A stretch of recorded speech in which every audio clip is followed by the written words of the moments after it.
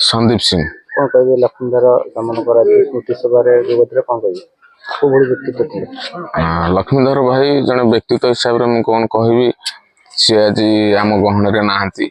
सी कौन राजनीति संगठन हो जहाँ भी हो कि देखती सी दलगत निर्विशेष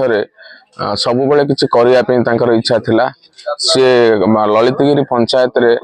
से वार्ड रि मुरबित्व कार्य करुले एवं माणितिरी स्कूल रो से दुई थर प्रेसिडेंट भी होते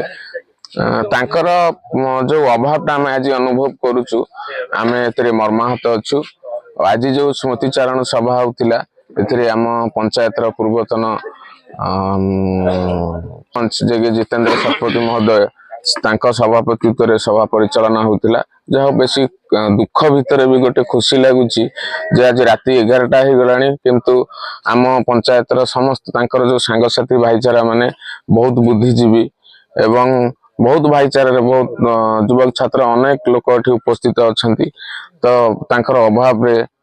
जो अनुपस्थित निश्चित भाव में मर्माहत।